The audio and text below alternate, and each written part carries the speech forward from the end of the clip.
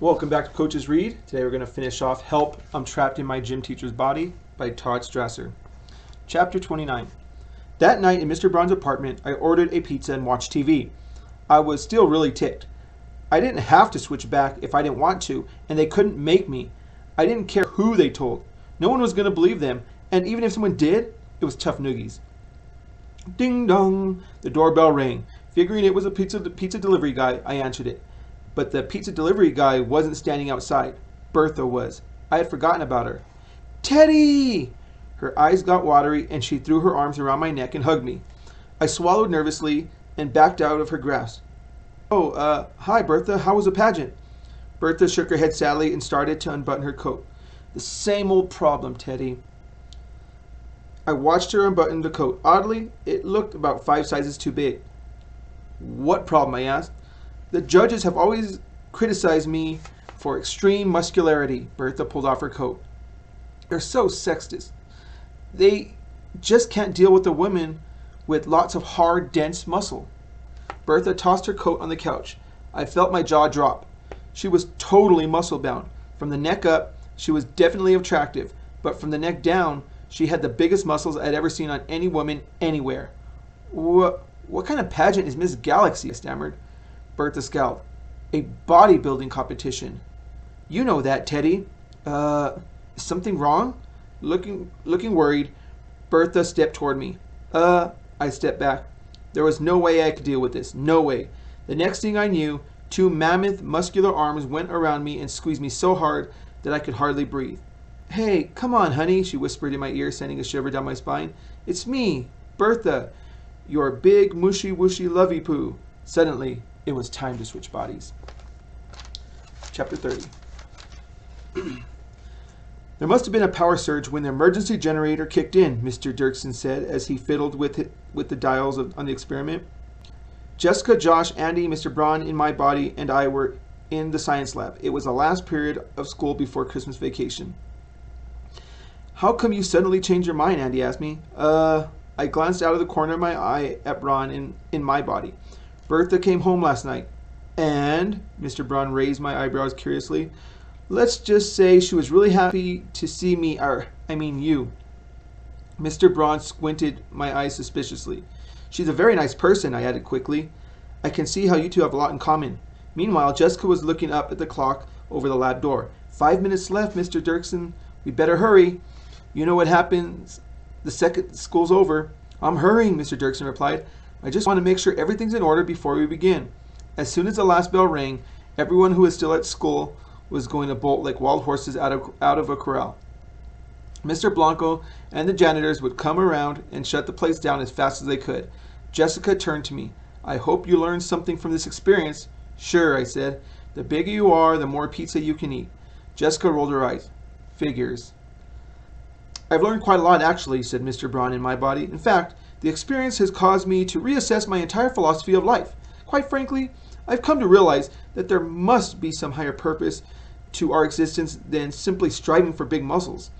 If you consider the Western existential philosophers, then perhaps having big muscles is as legitimate as any other pursuit.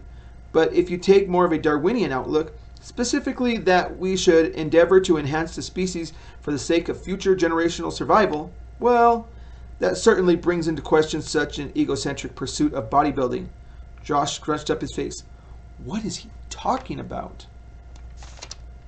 Don't ask me, Jessica shook her head wearily, but it's really starting to get annoying.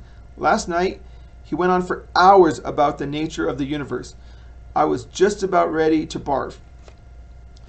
That's really not an acceptable word, Jessica, Mr. Braun in my body corrected her. Regurgitate would be a more fitting description. Jessica turned to Mr. Dirksen.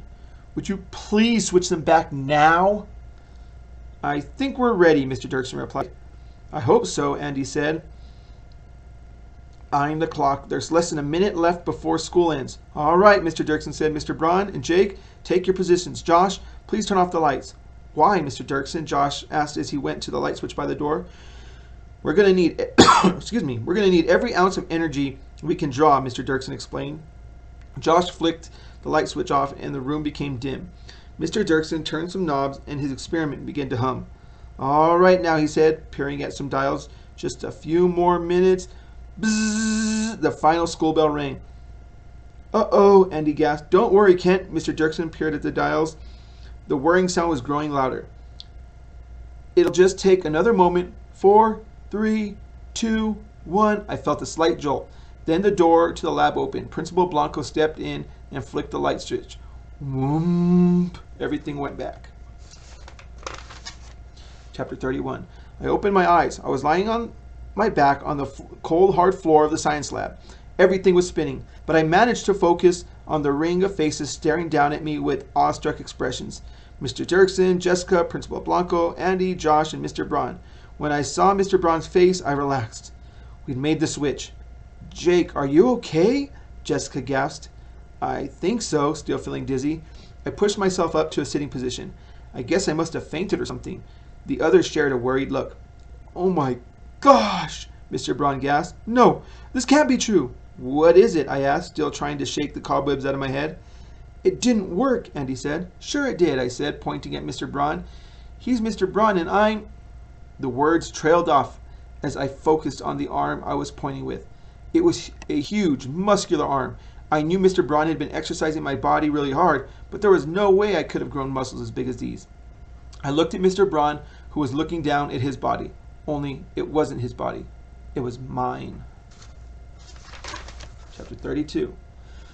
What's going on in here? Principal Blanco demanded. He focused on me and scowled. What happened to you, Sherman? Somehow, only our heads had switched. Mine was now in Mr. Braun's body and vice versa. I glanced at Mr. Dirksen, who shook his head furiously. He didn't want me to tell the principal what had happened. I had a feeling I knew why. Principals probably took a dim view of teachers who use their experiments or their students as guinea pigs in science experiments. I've been working out really hard, I said. You don't say, Principal Blanco arched his eyebrows skeptically. I'm sure you're aware of the dangers of steroid use, Sherman. Principal Blanco, I can vouch for the fact that Jake has never even seen a steroid, Jessica interrupted. He's been on a new fitness regimen, and it's had amazing results. I'll say, Principal Blanco turned to Mr. Braun, who was still staring down at my body, looking crushed. What happened to you, Ted? Mr. Braun didn't know what to say. Behind Principal Blanco, Mr. Dirksen was still waving his arm frantically and shaking his head. I've been on this crash diet, Mr. Braun finally said. Principal Blanco scratched his head, then looked at his watch. I don't know what's going on here, but I'm taking my family down to Disney World in a few hours. We've got a 6 o'clock flight, and I have to close up the school first. So all of you have to clear out immediately. But, Mr. Dirksen and Mr. Braun gasped simultaneously. No buts, Principal Blanco stated firmly. School is officially closed for Christmas vacation. None of you are supposed to be here, so get going. We picked up our stuff and in a group walked out to the main entrance of school. Bang! One of the janitors slammed the door behind us and locked it. A moment later, all of the lights inside went off. We stood silently at the curb and watched as Principal Blanco walked across the parking lot to his car. He paused for a second, looked back at us with a puzzled expression on his face. Then he shook his head, got in, and drove away. A moment later, the janitors also got in their cars and left. The sky was gray and getting dark. The trees were bare and still in the windless air. As we stood outside in the cold, I wondered what was on TV that night. Now what? Jessica asked. There's nothing we can do, Mr. Dirksen said hopelessly. We'll just have to wait until after vacation. I proposed that on the first day back, excuse me, Jake, Ted, and I get to school half an hour early. We'll have to complete the switch then. Mr. Braun spread my arms. I have to go through the whole vacation looking like this? It's not such a bad body, I said. You've really improved it. Meanwhile, you let my body go to flab, Mr. Braun said angrily. Have not. I made a muscle. Feel that? It's still solid as a rock. Josh felt the muscle and nodded. It's pretty hard. Well, if you're going to have my body all vacation, try not to let it get any worse, okay? Mr. Braun snapped. Cut out all the junk food and get into the gym a couple of hours a day. What if I don't, I asked. You'll be real sorry when we finally do switch bodies completely. But I wasn't so sure. Chapter 33. What happened to you? My mother gasped that night when I came home for dinner. It was the first time in weeks that she and my dad had gotten home early enough to eat with Jessica and me. My father looked up from the newspaper and his eyes bugged out. "Jake, are you all right?" "Sure, I've been working out." I took a seat at the kitchen table. Mom and Dad gaped at each other. Then Dad knitted his eyebrows. "Have you been taking steroids?" he asked. "No way," I said. "He's been working out really hard," Jessica said, coming into the kitchen. 2 or 3 hours every day after school and on the weekends. "I understand," Dad said, still staring at me. "But you're huge." Normally, I would have come back with a snappy reply, but lately my brain always felt like it was on empty. "Well, you know what they say," Jessica said quickly. "The teenage years are times of great change." Mom and Dad were pretty flabbergasted, but there wasn't much they can do except ask more questions. The person they were talking to was definitely their son, at least from the neck up. I had just finished dinner, including seconds and thirds, when the doorbell rang. "I'll get it." I jumped up and went to the front door. Josh and Andy were outside. "Hey, big guy," Andy said, feeling like catching a movie at the mall. "Huh?" I didn't understand what they were doing here. "Aren't you guys mad at me?" "You bet we are," Josh said. "But you also got us into better shape than we've been in for years," Andy added. "And besides, now that you're gargantuan, we want to be seen with you." Andy grinned and winked. I winked back. I missed hanging out with my friends. "Okay, I'll get my coat." "Shouldn't you ask your parents first?" Josh asked. I hadn't thought of that. "I guess I should, huh?" "Nah," said Andy. "When you have giant muscles, you don't have to ask anybody." "I don't?" Now I was confused. Was he serious or kidding? "Let's just go," Andy said with a sigh. We got to the mall early and went into the music store to kill some time before the movie began. After wandering up and down the aisles for a few minutes, Andy suddenly nudged me. "Hey, look," he whispered. A few rows over, Barry Dunn was browsing around in the heavy metal section. Josh joined us. "Want to goof on him?" "How?" I whispered. We huddled and Josh outlined his plan. It was kind of complicated. "Could you repeat that last part?" I asked him when he was done. "Why?" It was just a little hard to follow. Josh and Andy scowled at each other. Then Josh went over the plan again. "Now, are you sure you understand this?" he whispered when he was done. "Yeah," I whispered back. "Pretty sure." "Okay," he whispered. "Get into position." Unfortunately, I had forgotten what my position was. "Over here, Jake," Andy hissed. He and Josh were hiding behind a tall display of CDs. I joined them and crouched down so that only my head was visible above the display. Josh and Andy weren't visible at all. "Get his attention," Andy whispered. "Whose?" I whispered back. "Dunn's, you dummy," Josh hissed. I made a fist. "Who you calling a dummy?" Sorry, Jake," Josh swallowed. "Would you please call Barry a dork?" "Hey, Barry, you dork," I called across the aisle. A couple aisles over, Dunn looked up, surprised. His face hardened when he saw me. All he could see was my head. "Go on," Andy whispered. "Go on what?" I whispered back. "Call him a dimwit, for Pete's sake," Josh hissed. "You're a dimwit, for Pete's sake," I said. Dunn frowned. "No," Andy whispered. "You're not supposed to say 'for Pete's sake.'" "But Josh said I was," I whispered back. "Tell him he's a headbanger," Josh whispered. "You're a headbanger," I said. Dunn narrowed his eyes at me. "Tell him heavy metal makes you lame," Josh whispered. "Heavy metal makes me lame," I said. "No," Josh hissed. "It makes him lame." "It makes you lame too," I said to Dunn. Dunn smirked and nodded as if he understood what was going on. "Let me guess, Sherman. You're trying to get me mad, so I'll pick a fight with you right here." I looked down at Josh and Andy and whispered, "That's not the plan, is it?" They both rolled their eyes and groaned. "Can't wait until after vacation for your rematch, huh?" Dunn grinned and started toward me. "Okay, geek, let's do it. Just because you've been working out for a couple weeks doesn't mean you know how to fight." A moment later, Dunn was only an aisle away. "Okay, go," Andy whispered. "Where?" I whispered back. Instead of answering, Andy and Josh shoved me into the aisle right in front of Barry. He stopped. His eyes bulged and his jaw dropped as he looked at me. Andy stuck his head up over the CD display. "Still want to fight, Barry?" Dunn just stared at me. I flexed my muscles the way I'd seen Mr. Braun do it. "What?" Dunn stammered. "What happened to you?" "He ate his Wheaties," Josh said. "Now come on, tough guy. Let's see you rumble." Josh turned and ran out the store. Josh and Andy burst out laughing and gave each other high fives. "Did you see that?" Andy cried. He was totally freaked. Josh cackled. "Guess he's not interested in that rematch after all." "Boy, I sure wish I could have gotten on that tape, Andy said. Don't you, Jake? Why? I asked. Josh and Andy stopped laughing. For a moment, they were both quiet. Josh checked his watch. Come on, it's time for the movie, he said.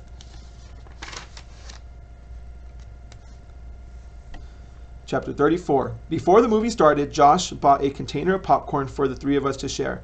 But halfway through the previews, it seemed like he got mad. He left and came back with a giant-sized popcorn, which he said was just for me. I thought that was really nice of him. Afterwards, we decided to get some pizza. So, what'd you think of the movie? Andy asked as we walked through the mall toward the food court. Totally excellent, Josh said. What did you think, Jake? It was okay, I said. Just okay? Josh looked puzzled. Well, I didn't understand why the guy with the green hat cut the phone cables, I said. Because he was secretly working for the bad guys, Andy said. I mean, that was obvious. And what about the girl with the long black hair? I asked. She was supposed to be working for the bad guys. How come she saved the hero? Because she had a change of heart, Josh said. She decided the good guy was right, and that was the whole point of the story. Oh, now it made sense to me. I think I get it. Josh and Andy shared a funny look. Then Andy sighed and mumbled something about the old Jake, but I didn't quite understand what he meant. We got to the pizza place and were just about to go in when Mr. Braun came out with Bertha. Josh and Andy looked at Mr. Braun's muscular girlfriend and had the same reaction I had when I first met her. Oh, hi, Mr. Braun, Andy said after he'd recovered. What are you doing here? Mr. Braun didn't look real happy to see us. We just had dinner. Bertha, this is Josh, Andy, and Jake. 3 of my students. Guys, this is Bertha. Pleased to meet you, Andy said. Yeah, Mr. Braun talks about you all the time, added Josh. You would have expected Bertha to beam proudly, but instead she gave us a taut smile. Her eyes seemed to rest on me. Just then, Mr. Braun blinked as if a light bulb had gone off his head. Know what? They overcharged us. Excuse me, boys. I'll be right back.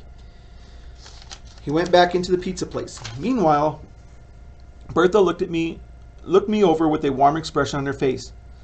You're one of Eddie's students, she asked. Yeah, I said. You didn't get those big muscles in gym class, did you, she asked. I didn't know what to say. He works out over at the Burn Center, Andy said. Really? Bertha looked surprised. I never saw you there. I still didn't know what to say. He usually goes late at night, Josh said. Oh, that explains it. Bertha smiled at me again. Maybe I'll have to start going late at night, too. Mr. Braun came back out of the pizza place. I knew it.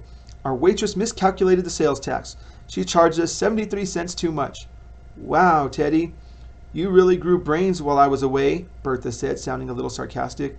Mr. Braun smiled proudly. Well, we better get going. Have a good vacation, boys. His eyes stayed fixed on me. I'll see you when school reopens. He and Bertha left. Gee, do you believe that? Andy gasped when they were out of earshot. Believe what? I asked. A couple of weeks ago, Mr. Braun couldn't figure out what to add 14 to get 50. Now he's doing out sales tax in his head. Who cares about that? Josh said. Did you see Bertha? She's built like a refrigerator. She lifts weights too, I said. Andy gave me a look of disbelief. No kidding, Einstein. Why'd you call me that? I asked. Forget it. Andy shook his head. Did you see the way she looked at Jake? Josh asked. You bet I did. Andy looked at me woefully. I hate to say this, but I think you're in trouble, big guy. Why? I asked. First, you took Mr. Braun's body, Andy said. Now you're going to take his girl. Chapter 35. Every day during vacation, I went to the burn center and worked out. Now that it was my head on Mr. Braun's body, I really wanted to take good care of the whole unit. Almost every time I was there, I saw Mr. Braun and Bertha. Mr. Braun never looked happy to see me, but Bertha always gave me big smiles. And when I wasn't at the health club, I hung around with Andy and Josh. 2 nights before the end of vacation, we went to a party at Amanda Gluck's house. Everyone was sitting around on the old couches in her rec room, talking and listening to music. Since Amber was sitting alone, I sat down next to her. Hi, Amber. Oh, hi, Jake, she smiled crookedly. On the table in front of the couch was a big plastic bowl with chips. I picked it up and put it on my lap. Amber gave me a funny look. I can't believe how much you've changed. I know, I said. Everyone says that. How did it happen? I couldn't tell her the truth, so I said, I've been exercising super hard. I bet you've gotten really strong, she said. Oh, yeah. I can bench press 450, I said proudly. Curl 35 and snatch 275. Can you still tell a joke, she asked. It had been a while since I had done that, and I wasn't sure. I guess I could. Would you tell me one, she asked. I could use a laugh. Sure, I said. I thought for a few moments. How come the chicken crossed the road? I don't know. Why? Amber smiled in anticipation. I remembered how much I used to love her smile. To get to the other side, I said. The smile slowly faded from her face. That's it? I nodded. But that's the oldest joke in the world, she said. Really? Okay. How about this? What's got 4 wheels and flies? A garbage truck, Amber groaned. Wow, I gasped. How'd you know? Amber gazed at me in disbelief. Are you serious? Sure, I said. That was my best joke. Amber studied me with a wistful look. Then she started to get up. Where are you going? I asked. To the kitchen, she said. Can I come too? Why don't you wait here, she said. I'll be right back. So I sat on the couch and ate the chips. Pretty soon I'd emptied the entire bowl. It seemed like Amber was gone for an awful long time. Then Andy and Josh came over. Hey, big guy, Josh said. What's up? I'm waiting for Amber, I said. Why? Andy frowned. She went to the kitchen. She said she'd be right back. When was that? Josh asked. Well, a pretty long time ago, actually. I bet, Andy said. Amber and a bunch of kids went outside to have a snowball fight about 45 minutes ago. Really? I wonder why she didn't tell me. Josh and Andy shared a somber look. Then Andy said, Hey, Jake, why don't you get your jacket? Maybe you, Josh, and me should take a walk. Chapter 36. We went outside. Snow blanketed the ground. It was dark and cold. White vapor curled from our lips as we walked. Across the street, Amber and a bunch of kids were yelling and laughing as they threw snowballs at each other. I stopped and watched Amber. I still couldn't understand why she left me on the couch waiting all that time. Hey, come on, dude. Andy gave me a nudge. He, Josh, and I started to walk toward town. We passed streetlights and houses glittering with Christmas decorations. For a while, no one said anything. Then Andy said, Listen, Jake, there's something we want to talk to you about. Yeah, I know, I said. I've gotten really dumb. Josh winced. It's not like we think it's your fault or anything. Remember when I said people with huge muscles can't be that smart because their brains don't have room? Andy asked. I thought that was a joke, I said. So did I, said Andy. Now we're not so sure, Josh said. You've gotten totally dumb. Meanwhile, Mr. Braun is going around in your body talking about philosophy. I'll bet that 3 weeks ago he couldn't even spell philosophy, added Andy. But I really like this body, I said. I mean, having muscles like this is every guy's dream, isn't it? Josh and Andy shared a glance and didn't answer. We got into town and headed into an ice cream place. No matter how cold it got, a vanilla cone with chocolate sprinkles still sounded good. The ice cream place was a big hangout for dirtbags and headbangers. So we weren't surprised to turn the corner and find Barry Dunn coming towards us. As soon as he saw us, Dunn spun around and took off down a dark side street. Wow, you really got the Dunns freaked, Josh said with a delighted laugh. As we walked into the ice cream place, everyone stared at me. But I was used to that and kind of liked it. I got a vanilla cone with sprinkles and went to look for a table. Josh and Andy were still at the counter, trying different ice cream samples. They usually took forever to make up their minds. I found a table near the door and sat down. The ice cream place was lined with windows. Outside, I saw a familiar face pass on the sidewalk. It was Bertha, and when she saw me, she stopped and smiled. A second later, she came in. Here alone? My friends are still deciding what to order. I pointed over to the counter. I like a man who can make up his mind, Bertha said. Mind if I sit? No. I didn't really want her to, but it was wrong for me to be impolite. I'm glad we're finally alone, Bertha said, sweeping some strands of blonde hair away from her face. There's something really important I need to say. I licked the sprinkles off my ice cream and waited. Do you mind if I ask how old you are? She said. 14. I'm 19, Bertha said. We've got 5 years apart. You probably think that's a lot, right? I nodded. But when I'm 30 and you're 25, it won't seem like that much, she said. If you say so, I wondered what she was getting at. Bertha put her elbows on the table and leaned toward me. The table creaked. I wondered if it was going to break. Jake, she said with a wondrous gaze, Do you realize how special you are? I shook my head.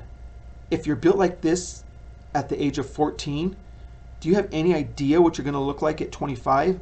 Arnold Schwarzenegger, I guess. Bertha laughed. Jake, you're going to make Arnold Schwarzenegger look like a 90-pound weakling. Wow. It was hard to imagine Arnold Schwarzenegger as a shrimp. You're going to be like... Bertha couldn't seem to find the word. The Incredible Hulk, I guess? Yes. Bertha's eyes had a glittery look, lively look, and her voice was filled with excitement. I love men with huge muscles. I know it's not fair to Teddy, but I can't help myself. You're the one for me, Jake. Ahem. Someone cleared their throat. Bertha and I looked up. Andy was sitting at the table. I hope I'm not interrupting. Oh, of course not. Bertha got up and winked at me. See you soon, Jake. Instead of leaving, she went over to the counter. I guess she decided to have some ice cream. Josh and Andy sat down with me. What was all that about? Andy whispered. I'm not really sure, I whispered back. Well, what did she say? Josh whispered. She said it wasn't fair to Teddy, but I'm the one for her. Lucky you, Andy smirked. She said that when she's 30 and I'm 25, it won't be a big deal, I said. She said I'll look like the Incredible Hulk. And who will she be? Josh asked with a wink. Jabba the Hutt? Still think it's so great to be big and strong? Andy asked. You can eat more pizza, I said. Andy groaned. We finished our ice cream. As we went out the door, Bertha caught my eye. She was sitting by herself at the table, eating the biggest ice cream sundae I'd ever seen. The way she gestured at me made it pretty obvious that she hoped I'd ditch my friends and come back to her. Outside in the dark, we turned down a snowy side street, taking a shortcut back to our neighborhood. I hate to say it, but I'm almost ready to go back to school, Andy said. Yeah, just hanging around every day gets to be a drag, Josh agreed, especially when it's cold and you can't do stuff outside. How about you, Jake? Andy asked. Ready to go back to school and get your old body back? I shrugged. I don't know, guys. No matter what you say, I like being big and powerful. I'm not so sure I'm ready to give it up. Even if it makes you dumb, Josh asked. Before I could answer, a bunch of dirtbags stepped into the street in front of us. They were holding baseball bats and axe handles. It looked like they had been waiting for us. We quickly turned around. Another bunch appeared behind us. We were surrounded. Chapter 37. Barry Dunn stepped out of the crowd, tapping the head of the baseball bat in his hand. It's time for our rematch, he said with a confident sneer. Now we'll see how tough you really are. The gang of dirtbags moved closer until they formed a circle around Josh, Andy, and me. There was no way to escape. They had baseball bats and axe handles. We had our bare hands. Any last words? Dunn asked. Let my friends go, I said. They have nothing to do with this. Dunn squinted suspiciously. Is this another one of your tricks? I shook my head. It's no trick. I just don't want them to get hurt. Aw, isn't that sweet? Dunn leered. Jake's worried about his friends. I actually think it's really considerate of him, Josh said. And he happens to be right, added Andy. We really don't have anything to do with this. You'd really desert your friend in an hour of need? Dunn asked them. Andy swallowed and looked around at the dirtbags. Basically, yes. Okay, you two can go, Dunn said. Josh and Andy turned at me with apologetic expressions on their faces. Hope you don't mind, Jake, Josh said. It's just that baseball bats can hurt. But we'll still be your friends, said Andy. If you live through this, added Josh. I just nodded. Can't say I blame them for not wanting to stick around. So, we'll call you in the morning, okay? Andy started to back away. If you're not home, we'll try the hospital, added Josh. The ring of dirtbags parted to let them through. Then it was closed again. Dunn was still tapping the head of the bat against his palm. And you thought all you needed was big muscles, he sneered. A few friends who weren't chicken would help, I thought. So, Dunn said. So what, I asked. I'm waiting for you to try some kind of trick, Dunn said. That's what you always did in the past. I shook my head. Can't think of one this time. Dunn studied me skeptically for a moment, but I guess he believed me. See? It takes more than big muscles, he said. You were probably better off with the brain. I'll try to remember that, I said. Actually, you ain't going to remember anything, Barry growled. He raised his bat as if he was getting ready to hit a baseball. The other dirtbags raised their bats and axe handles. I braced myself. This was not going to be pretty. Chapter 38. Hold it, Dunn, a voice said. Everyone turned. Mr. Braun, with my body, was strolling down the street towards us. His hands were in his pocket of his coat, and he didn't seem to be in any particular hurry. Get lost, Dunn warned. This has nothing to do with you. I know that, Mr. Braun said. I was on my way to meet my girlfriend. I just stopped to show you something. Barry frowned. Like what? Mr. Braun walked through the crowd of dirtbags and stopped in front of Dunn. On the other side of the street, Josh and Andy paused on the sidewalk and watched. I just noticed that you were holding the way you were holding the bat, Mr. Braun said. What about it? Dunn asked. It's not the correct stance. Correct stance? Dunn scowled. What are you talking about? This ain't baseball, it's a fight. Doesn't matter, Mr. Braun said. If you're going to hit a baseball, a softball, or a Sherman's head, there's only one way to hold the bat. Look. Pretending he was holding a bat in his hand, Mr. Braun got into a stance. See this? Hands together, elbows out. The bat back, weight on the back foot. Dunn tried to mimic the position. No, Mr. Braun shook his head. You have to hold the bat further back. Otherwise, you'll wind up swinging backward before you swing forward. Here, look. Mr. Braun reached for Barry's bat. It's like this. You hold the bat way back here. Get it? Dunn nodded. Good. Mr. Braun said, handing the bat to me and turning to the rest of the gang. Now all of you, get into the proper stance. The others tried to follow Mr. Braun's instructions. No. Mr. Braun went around shaking his head and correcting them. Then he turned to Andy and Josh. Kent, Hopka, you guys know how to hold a bat. Come over here and show them. The next thing I knew, Mr. Braun, Josh, and Andy were holding baseball bats and showing the dirtbags the correct stance. I still had Dunn's bat. There. Do you all get it? Mr. Braun asked. The dirtbags nodded. Good. Mr. Braun raised his bat in motion for Josh and Andy for me to do the same. Now, I'll give you to the count of 3 to get out of here before me, Hopka, and Kent and Sherman beat you into greasy grime gopher guts. A stunned silence descended over the gang of dirtbags. Some of them still had bats and axe handles, but now, instead of facing one unarmed person, they were facing 4 of us with bats. Barry Dunn's jaw dropped. Why, you... Mr. Braun turned to him. I've had it with you, Dunn. The next time you so much as touch a kid, on or off school grounds, the next time I even hear that you've bothered someone, I'm going to come after you. Understand? Dunn nodded slowly. Mr. Braun turned to the rest of the dirtbags. That goes for all of you, too. Now get lost. Muttering angrily, Barry and his friends trudged away down the street. Mr. Braun turned to Josh and Andy and me and smiled. Funny what can happen when you use your brain, huh? Chapter 39. The day after vacation, I got to Mr. Dirkson's room half an hour before the first bell. Mr. Dirkson and Mr. Braun were already there. Mr. Dirkson was bent over the experiment, fiddling with some wires. Mr. Braun was sitting on a school desk. His shoulders were slumped and the corner of his mouth hung down. Hey, Mr. Braun, what's up? I asked. He didn't answer. He just sat there, looking glum. Something wrong? I asked. Bertha broke up with me last night, he said. She said she needed someone with bigger muscles. I tried to explain that I'd been getting mine back, but she didn't believe me. Bummer, Mr. Braun, I said. Sorry about that. The gym teacher nodded. It's probably for the best. Even when I get my old body back, I don't think I'll be the same person. Me neither, I said. Mr. Braun brightened. You think you and your friends will take better care of your bodies from now on? No, but we'll probably try badminton. Mr. Braun grinned. I grinned too. Okay, gentlemen, Mr. Dirkson said. We're ready. I stepped over to my spot and Mr. Braun went to his. I knew I was going to miss having this body, but I was looking forward to having brains again. I glanced over at Mr. Braun and caught his eye. Being really smart was kind of fun, he said. It's not an all or nothing proposition, I said. You can work on your brains, and you can work on your body, he said. You don't have to be a muscle man, but you should cut down on the junk food and get into shape. Here goes, Mr. Dirkson said. Whoomp. That afternoon, Chapter 40. That afternoon, Amber and I walked down the hall toward the gym. So, how do you stop a 2,000-pound elephant from charging? I asked. I don't know. How? Amber said. Take away its credit cards. Amber smiled and gazed affectionately at me. I still can't believe the change in you, Jake. Just a week ago, you were a muscle-headed dimwit. They weren't really muscles, I explained. I was just all swollen up.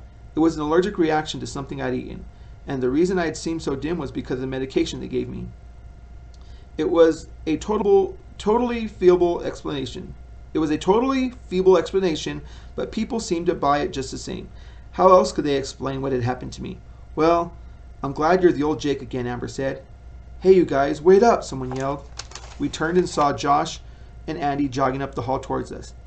"So, I see the swelling went down," Andy said. "How about the swelled head?" Josh asked. "Very funny," I grumbled. "Hey, just kidding." Josh held out a small bag of chips. "Want some?" I hesitated. After all, I promised Mr. Braun I'd cut down on all the junk food. Then again, it was just a couple of chips. I reached in and got a handful of chiplets. "Hey, just one," Josh cried. "No, it's okay." Andy slapped me on the back. It's good to know that some things never change. Alright, so that's it for Help, I'm Trapped in the Gym Teacher's Body. Thank you for listening to the story and just joining us for the next one. See you guys later.